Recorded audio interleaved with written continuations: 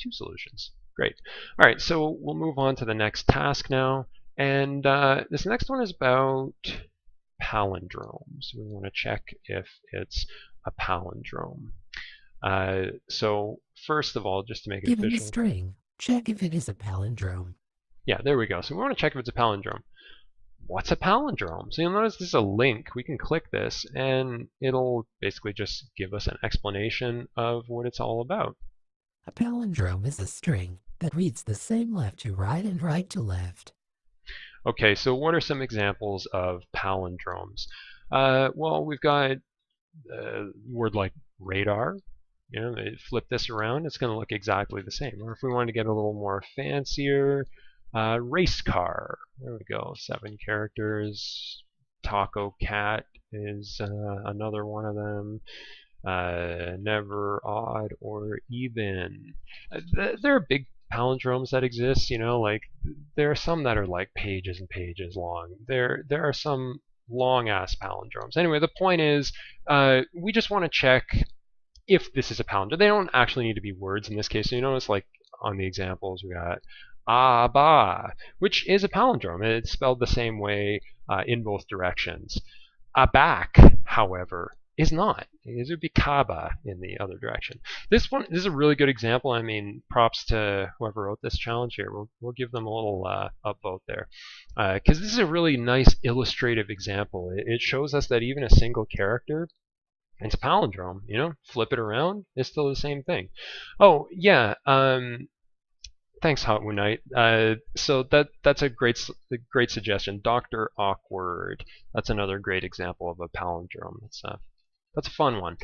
Okay, so let's get down to business here. So we want to check if this string is going to be a palindrome. So this is nice. I mean, we're working with strings now. Strings are basically like words. We talked about data types in the first task. We're going to talk about them here too. So they're like words. We can even use we could use a string that consists of a number. Like the string 101 would be a palindrome. And I'm going to run the test and it's just going to tell me 101. Basically, the idea is that the string, this string, even though it's a number, it is a string. And it's also a palindrome, but that's beside the point. The main thing is that this is a way of expressing a number as a string. And we can kind of change these around. There's this thing called typecasting, where we basically change the type of the variable that we're working with. So right now, 101, this is a string. But if we didn't want it to be a string, then we could do a parse int on that. And then basically the idea is that parse int is a function. It's a built-in. It's going to take this as its input. It's going to take a string in, and it's going to pop out a number, in this case an integer. So we're going to run the tests, and we should get the number 101. So notice it doesn't have the quotation marks around it anymore. That's basically because it's no longer a string. We're parse int again, and the flip side is true as well. So like we could say like 500 dot to string, and then from there we'll run that. And oh, whoops, I guess it didn't like that. So maybe I'll do that differently. So var num is assign the value of 500, and we'll say num dot toString. And yeah, it prefers that. Sorry. So it's 500, the string now. And what we're going to actually do, this is getting a bit silly, but we could parse int this and then toString it. So we're basically converting it from a string to a number and then back to a string. So it ends up being the same thing as what it started out as. But the point is, I'm just trying to show you this idea of typecasting, the idea of changing the type of a variable from one thing to another. So we might change it from a number to a string to a number, but it can be more complicated than that. You know, we can actually typecast something into a Boolean. So I should take a look. We've got this word Boolean over here. We talked a little bit about that earlier, but basically a Boolean is something that only has two possible values. It's either true or it's false. Now, I'm actually going to break out of this one for just a sec because I want to go back to the previous one. I want to show you this right here this was a Boolean, this part that says remainder equals 0. That's either true or it's false. So basically, remainder equals 0, if it's true, it'll return this. If it's false, it won't return that. It'll move on to the next thing. So basically, anytime you use an if statement, or a lot of times you use like a loop or something like that, an if, a while, a for, you're going to use a Boolean as part of it, something that basically states the condition under which it should execute the code. So if it's true, it'll do one thing. If it's false, it'll do something else. So that's a great example of a Boolean right there. This is going to be a true or a false value.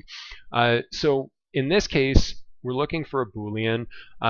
So we could say something like, well, okay, there are a few ways we could talk about Booleans. So we could say, okay,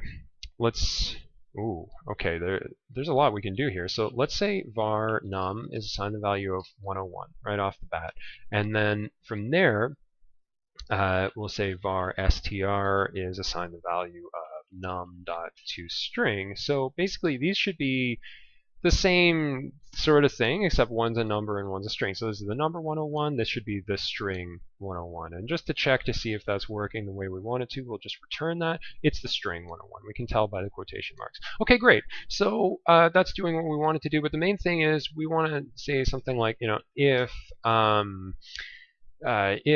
num equals 101, return the true, let's say. Okay, so we'll run that, and if the number is 101, then I'll say true. Okay, and maybe we'll change this. It doesn't have to be true. We'll say return cool. And I'm just going to delete that last line. Again, it's not going to get there if this is true. But anyway, so return cool. Yeah, so this was true, so it's going to return cool. But we can actually just get this Boolean on its own. Like I said, I mean, this thing is a true or false value. So before even checking that, or instead of even checking that, let's just return num equals 101. So that's basically going to return true or false. So in this case, it's saying true. Num is 101.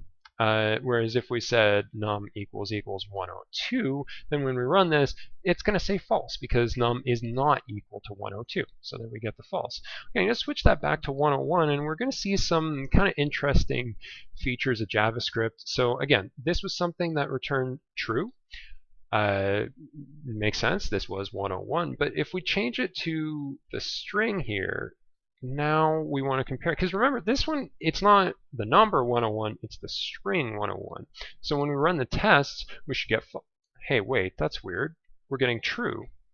It's telling us that the string is equal to 101. So that's kind of strange, because shouldn't it be different? Like this is the string 101, this is the number 101. So we actually have a different way of checking. In JavaScript, we've got the triple equals. And double equals is basically saying, are they the same kind of value? Are the same value, basically, maybe in a different type. But with the triple equals, it's actually going to say, oh, well, actually, no. These are not the same because the first one is a string, the other one is a number. So whereas if we made this num again, when we compare the two, now this should give us true because it's the same data type and the same value. So that's kind of a subtle but important distinction. That can actually, it's one of those things, like I was mentioning before, like if you don't know it, you could spend some time searching for that and maybe not have the program working the way you want it to. Anyway, so typecasting, it's a big part of programming in general. It's a big part of JavaScript. JavaScript is really lenient about typecasting. Like it'll do it for you a lot of the time. Like if you wanted to specify an index of an array or something like that, and you end up using a string instead of a number for the index, it's probably going to accept that. Like it's pretty flexible. It's pretty lenient about these kinds of things. So we don't have to worry too much about typecasting. A lot of it happens automatically as well. So like for example, just to switch this back to what we have over here, num equals 101. We'll run this, and basically, yeah, it's not getting down there because this thing, well, it's returning true. But if we were to comment that out, because this thing is true, now it's going to return cool. But let's say, because we know that this is a Boolean, and we could change it to another Boolean, like if true, then return cool. And this is kind of pointless. Like there's actually no reason to have this. This would execute exactly the same if it wasn't there, because if true, well, that's a tautology. That's always going to be true. Anyway, the point is, we can make it we can make it false if we want to, and then that's kind of like, well, what would even be the point of writing this, because it's never going to execute this. So notice we're getting null, and we're not actually returning anything. I mean, we could put something down here and say didn't work, and a little sad face. Yeah, didn't work because it was false.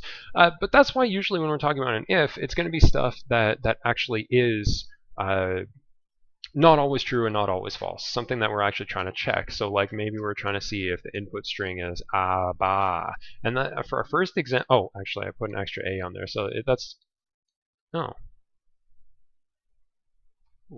okay, didn't work. So why is that saying that it's right if it says didn't work? We'll get into that in just a sec, but first, we should get cool for this first one. Great, we're getting cool because the input string actually is ba, whereas in the next one it's back, and it's not the same as that, so didn't work. Anyway, the point is, so this thing is a Boolean. It's going to be true in some cases. It's going to be false in other cases. But what if we didn't put a Boolean in for if? You know, what if we put in something that was like, hey, you know, just something that's not a true or false value whatsoever. So it's actually going to do its best. Like other languages would freak out at this point. Other languages would be like, error, what are you trying to do?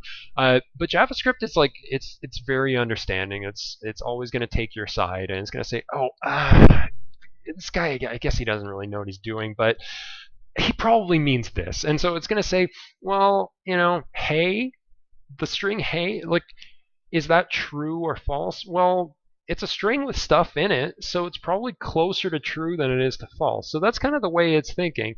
So notice it is saying cool. And you know what? Let's just make this it's true and it's false.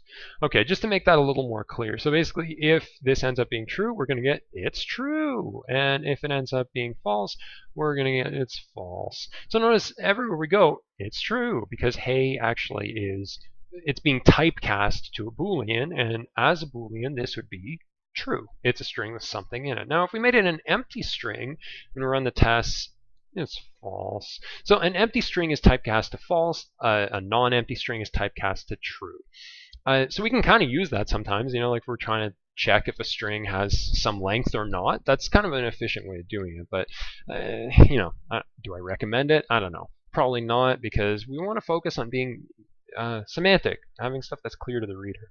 Anyway, if 5, well, what do you think is going to happen here? Is 5 true or false? Let's find out. We'll run the tests, and it turns out it is true. So 5 is considered true. Well, what would be false then? Like maybe a negative number? Let's try -7. Maybe that's going to be false. Maybe that's how it did. No, actually, that's true as well. Okay, well, maybe like 0? Let's see if it returns true or false for that. I mean, oh, okay, false. So 0, even though it is a number, it's considered false. So if 0 is considered false, pretty much any other number is going to be considered true. And we could test other stuff like non, which stands for not a number. It's saying it's false, so this is typecast to false. And there are other ways to get non. You know, we could do like 1 divided by 0 or some other. Oh, well, that's embarrassing.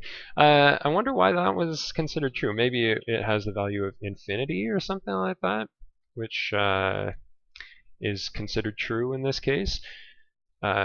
If it was undefined, which is another thing we sometimes see, that's considered false. Something like a null is going to be typecast to a false. So there are lots of things we can put in as conditionals that are going to get typecast into Booleans. So that's just something to kind of be aware of. And that's actually something that's different for other languages. So for example, if you want to use a language like, let's say, Ruby, then you actually don't have the same setup. Like if we were to do an if 0, then in Ruby, it uses a different kind of paradigm for this. It's, instead of saying, well, is this a non-zero number? It's basically just going to say, well, is it a number? Oh, it is? Okay, great. That's true. So in Ruby, this 0 would be considered true, whereas in JavaScript, like we saw before, this would be considered false. Okay, and since that 1 divided by 0 thing didn't work out, I'm actually just kind of curious about what that is returning. So 1 divided by 0, oh, it's null. Well, that's weird. I thought null was typecast to false. So, okay, well, I actually don't have an answer for that one. So if anyone knows, educate me. Okay, so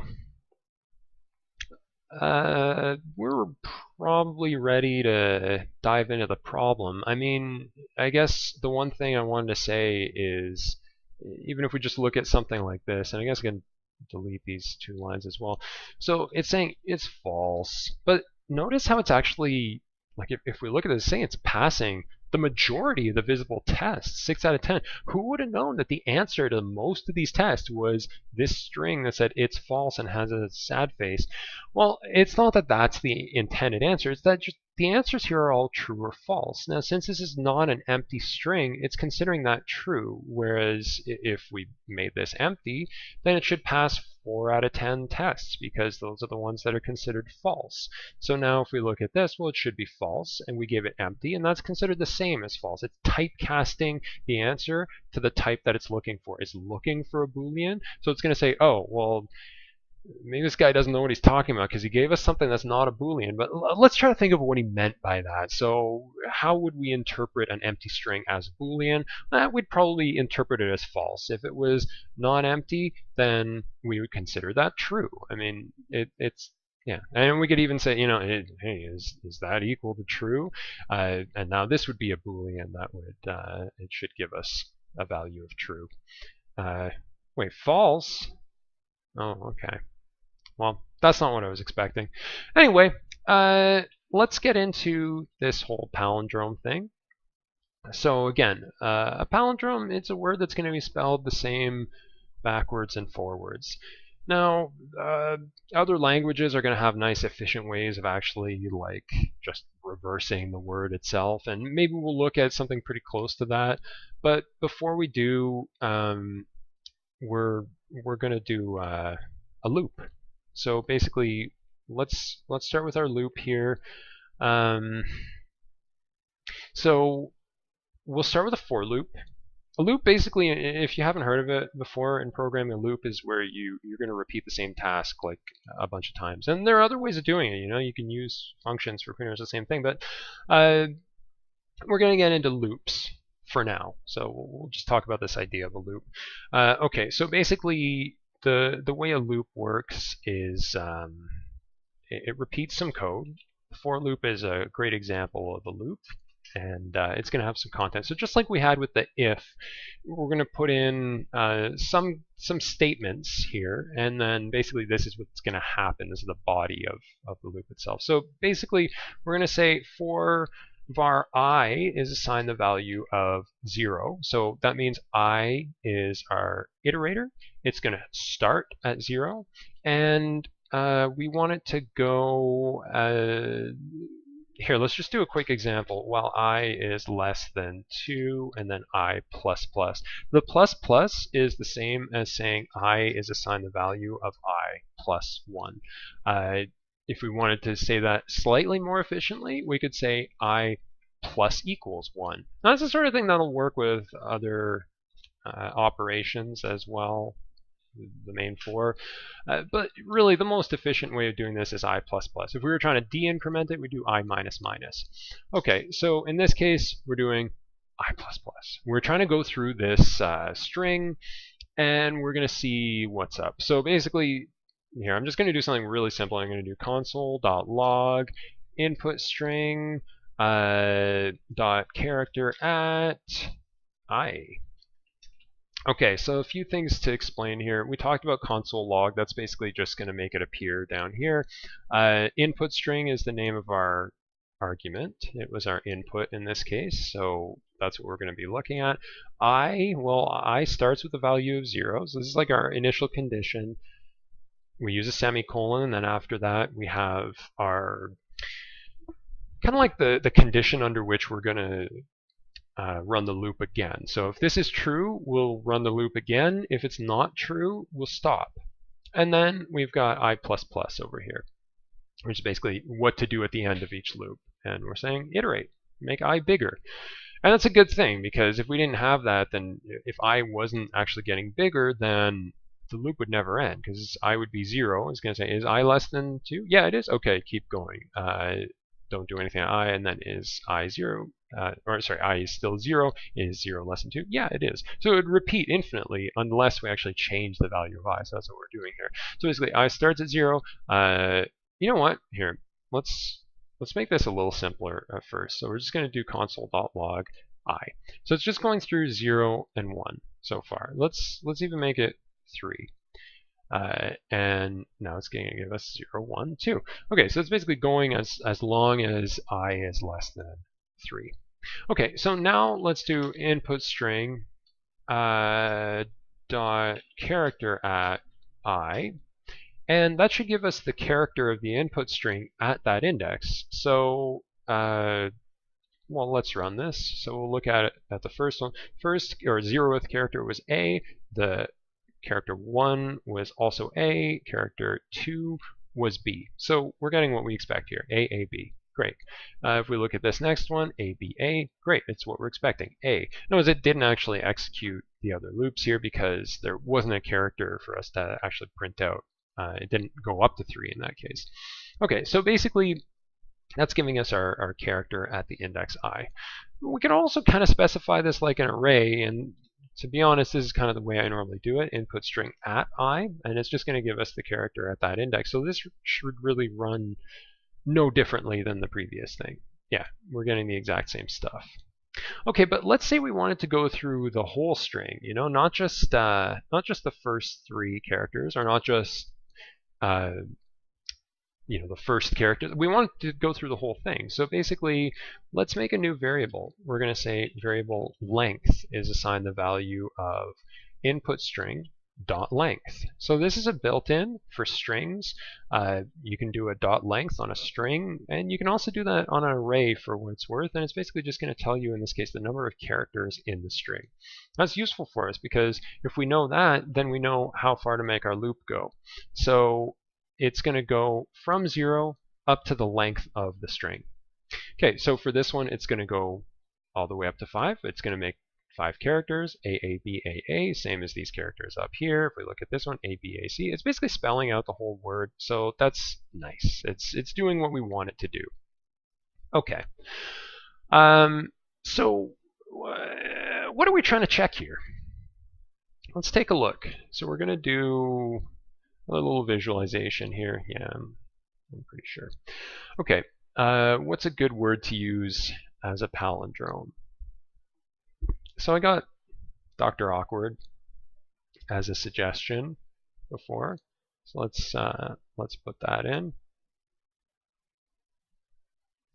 Okay, so essentially what we want to check is this. We want to say, all right, so this is index 0. Is this one the same as this one over here? Yeah, they're the same. Okay, so in that case, we'll move on to the next one. So this one, actually, hold on a sec.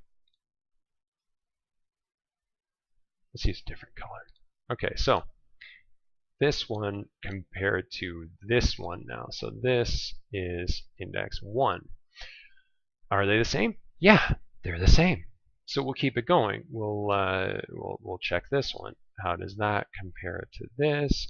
And that would be index 2. Those are the same still, so we'll keep going with that. We'll compare the W's. We'll see if they're the same. So this is 3 now. Those are the same, so we'll look at the K, and it's kind of weird because we're actually going to sort of compare it to itself. But the other version also has index 4. It's at the middle of the string. So then if we look at these other ones, this one was index 5. The next one was the wrong color. This one was index 6. Next yellow one is going to be index 7. And finally the green one is going to be index 8. Okay, and another thing I want to point out about this string is that the length here is equal to, well, let's count them, 1, 2, 3, 4, 5, 6, 7, 8, 9. Okay, so the length is 9. The reason I mention that is because there's some relevance in terms of how this number here compares to this number here, how this one compares to this one. And basically the idea is that if this is I over here, then this one I propose is going to be the length minus I minus 1. So let's see if that works. So if I is 0, length is 9, so we've got 9 minus 0 minus 1, that's 8. Well, we did have 8, so it works for the first one. If we look at the next one, so if I is 1, then 9 minus 1, that's 8, minus another 1, that's 7, 1 and 7. So, okay, this seems like it's going to work. So basically we have the index at 0 compared to 8, 1 compared to 7, 2 compared to 6. Basically, index I is getting compared to index length minus I minus 1. And we can even check with these ones over here. So like if I was 4, length is 9. So 9 minus 4, that's 5, minus 1, 4. Okay, so 4 and 4 works as well. So we're going to use this relation. In fact, this is kind of the main thing that we're kind of getting out of this example over here. So let's do that. So we'll do, okay, here's what we're going to do. We're going to do a console log of input string, but then also we can log more than one thing at a time just using these commas. So like, for example, if I just wanted to put the word cool, then that's going to work too. So, but that's not what we're here for. What we're here for is input string at length minus I minus 1. Just like what we came up with over here, length minus I minus 1. I didn't write the whole word length because it turned out to be monstrous over here. Anyway, the point is length minus I minus 1. So let's just console log those. We'll see, what they look like if they're ending up the same. So in this case, A, B, B, they're the same. In this next one, AC, B, A, none of these are the same. So this one should fail and the first one should pass. So basically, that's kind of what we're looking at here, right? We want a situation where it's going to fail if we have something that isn't a palindrome, and it should fail basically as soon as we know that it's not a palindrome. Otherwise,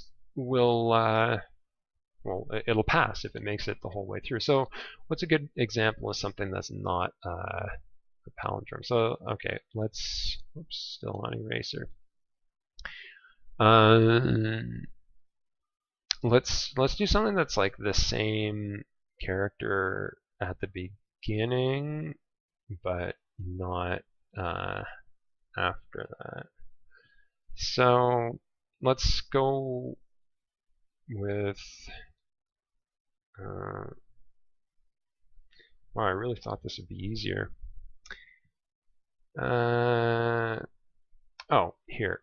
Something like here, scars. There we go. Okay, great. So we'll start at the beginning. We'll start by comparing this one to this one. And we say, hey, are these the same? Yeah, actually they are the same, so we're good. And then we say, all right, what about these two? Are these the same? Oh, no. Those aren't the same. So in that case, forget it. So that's where we would want to return false. And the thing is, as soon as we know that these two are not the same, we can return false. Like we have enough, we don't need to move on to the next one. So basically, as soon as that happens, false. We're done. So that's what we're going to do. We're going to say if on this thing. And, well, we could say something like this, if the two are equal, then we'll continue. And otherwise, maybe we won't continue. So continue.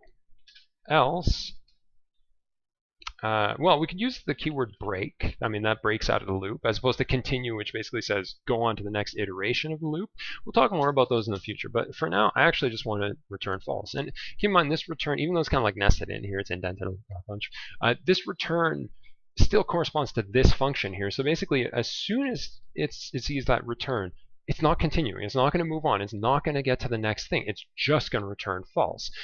And I also want to say, basically, if it makes it through this without getting hit on this return false, without getting to that, then it should return true. So let's see if that works. Okay, great. That's passing all of our sample tests here. Basically, the way this is working is just like this. You know, it's going through, it's comparing the first and the last, the second and the second last, the third last, etc. And basically, it's breaking right out of its returning false as soon as it's not true. But if you think about it, like, this is not really doing anything. This is kind of a do nothing here. It should run exactly the same if that's not true. So it doesn't really make all that much sense to be checking this thing if what we're looking for is the exact opposite of that thing. So instead, what we can do is, instead of equals equals, we're going to do this exclamation point equals, and that's just a way of writing not equals. Okay, so basically, if they're not equal, we're going to return false. So that should run a little more efficiently, not significantly more, but slightly more, and it looks a little nicer. It's more manageable. Again, we can sort of put this on one line.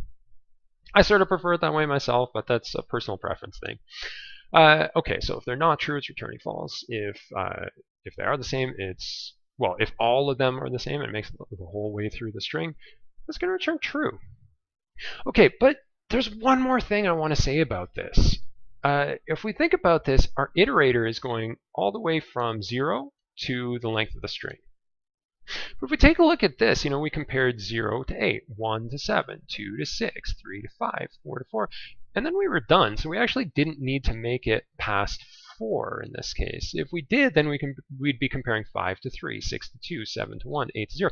So we're actually doing twice as much work as we need to here. We can cut down on the computation time of this algorithm potentially by making this, instead of length, we're going to make it length divided by 2. So now it's not going through all of them, but it's going through enough of them that it's still able to check if they're if it's a palindrome. It's still enough information. So I think this is looking good. It seems like a nice algorithm. It seems like it's going to work for us. So let's submit this one. We'll see if we pass all the hidden tests. Okay, there we go. And now there's kind of an extra bonus here. I mean, yeah, we made it through this task, but we also made it through the journey begins module here. So we actually get a very nice little reward for that. And we're 5% through the way to completing all the intro tasks in general here. So, you know, we've made some progress. This is good. All right, so I'm just going to close this for now. I don't want to move on quite yet because I want to talk about some of the alternatives here. We talked about typecasting a little bit before, and we also talked about arrays. I want to talk about some interesting ways that we can convert something like a string to an array. So what we're going to do up here is we're going to say we're going to talk about a new function, and it's called split. So basically, I'm going to say var str just for a sample string, and we'll say drawword, just to use an example we were looking at before. And I'm just going to say return str.split, and let's say I want to split this thing at the character A. So I'm going to run this first, and then we can talk about what it's doing. So what we're getting out of this is an array. It's an array with 3 elements. Actually, let me make that a little bigger. Okay, so the first element is just dr. And then the second element is wkw, and the third element is rd. Notice it basically cut out the a's, and it used the a's as sort of like pinning points almost. You know, like it's using those to split it up. So it's doing this kind of thing. You know, it's just splitting it up like that, and it's making it an array. So since it's an array, I could do something like this. Array is this, and then I can say return array at, I don't know, 2, and that should give us just the rd here. Because remember, 0, 1, 2. So that's not the third element. It's the element with index 2, rd.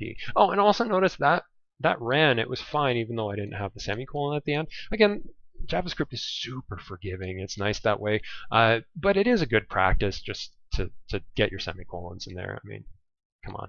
Anyway, so that's what split does. That's how it works. We could even make split more complicated than that. You know, like we could say, and I'm going to get rid of the 2 there because we're actually not going to have an index 2 because this one now, there's only one instance of awk, this substring, and so it's just going to take the stuff before it, the dr, and the stuff after it, the ward.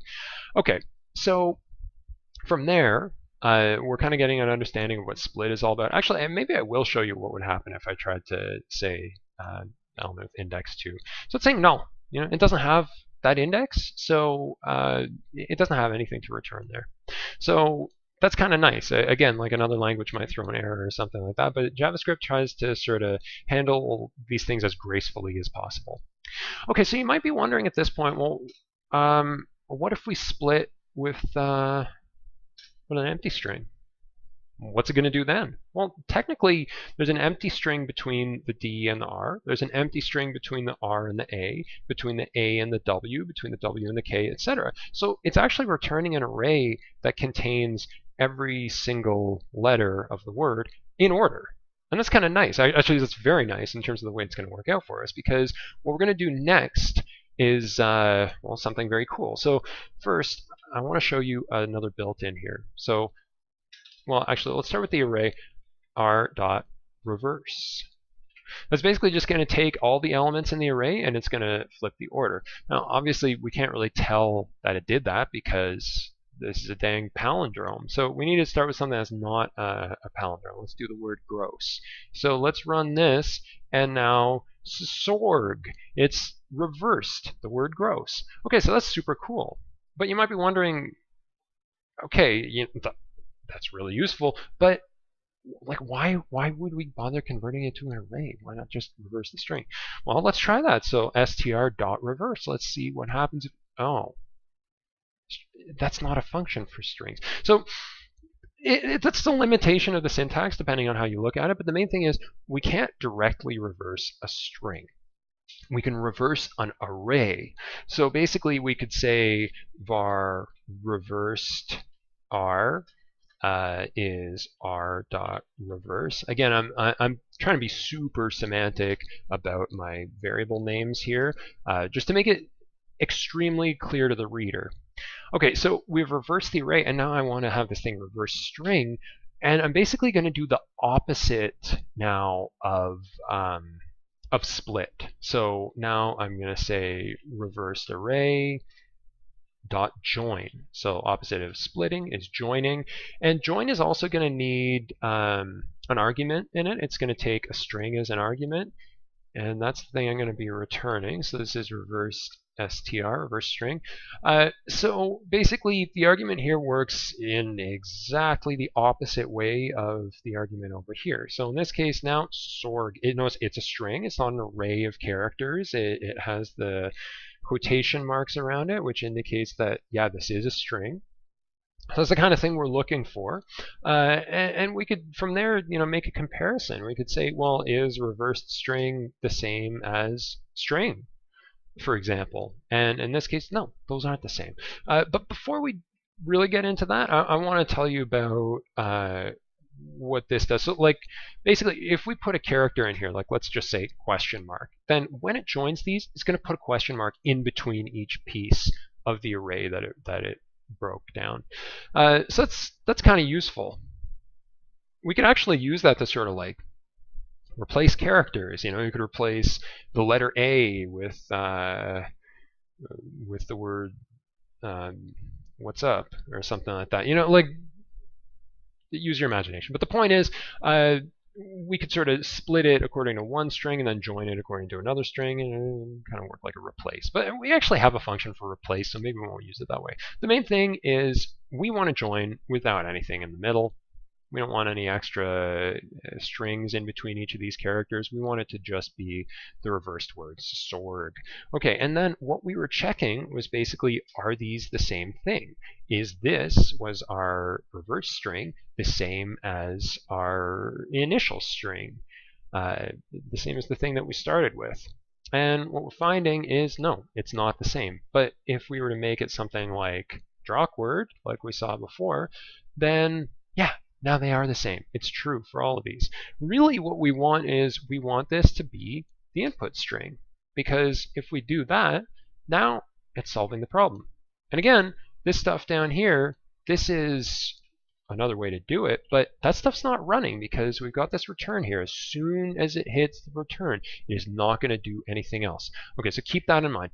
When I run this, It's the same as if this wasn't commented out. Okay, and so this is solving the problem, and you might argue this is solving the problem in a more efficient way. But let's investigate a little more. So, we're looking at this thing. We're saying var string is the input string, var array is what we get by splitting up that string, reversed array is what we get by reversing that array, reverse string is what we get by joining that reversed array, and then we're going to return whether or not the two things are equal. I want to clean this up a little bit, so I want to make this a little more efficient. So first off, str is just input string, so why not just use input string instead? Okay, so we're going to cut out that intermediary. Oh, str is not defined. Well, where are we using that? Oh, over here. Okay.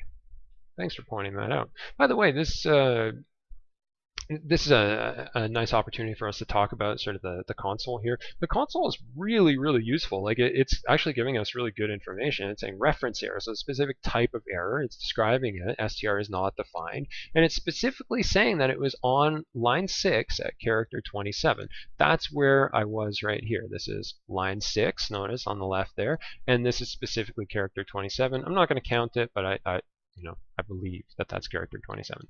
Okay, so that should work now because we don't have str, we got input string. Okay, so then if we think about like what was array here, well, we're using it over here, and it was just the result of splitting it. So instead of declaring a new variable, again, like maybe we want to not keep too much in memory, we want to be a little more efficient. So now we're just saying dot split dot reverse.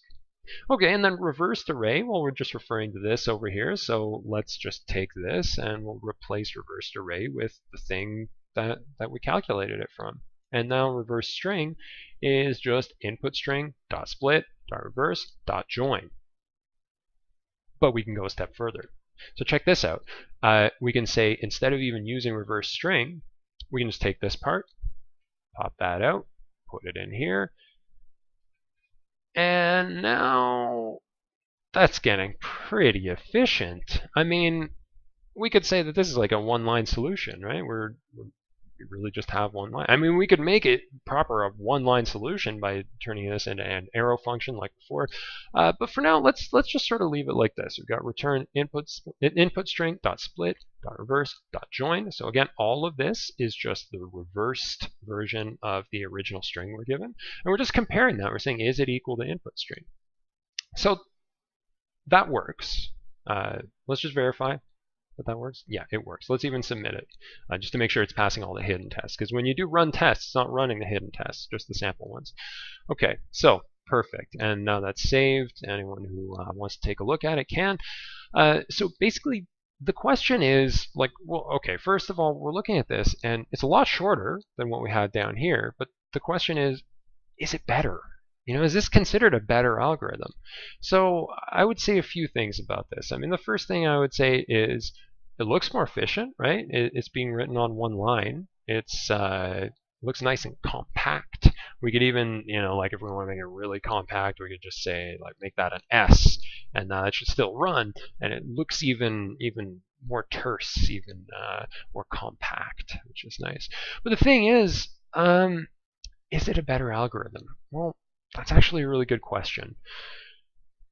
I would actually argue that maybe no, it's not, because as soon as we split this, we're going through every single character in the string. As soon as we reverse this, we basically have to hold a new array in memory that's reversing it. And then when we join it, we're going through the whole array again. So it's kind of like we're traversing the array 3 times, whereas over here, we actually only get halfway through the array. If that, we might return false before it even gets that far. We might return false at the very first step. So I would actually argue, even though this looks like it's a lot more going on here, I would argue this is actually the better algorithm because the computation time is shorter. It's not going to take as long to execute this code here. Okay, and so that kind of brings us back to our fundamental questions that we're looking at before. So I want to sort of return to those.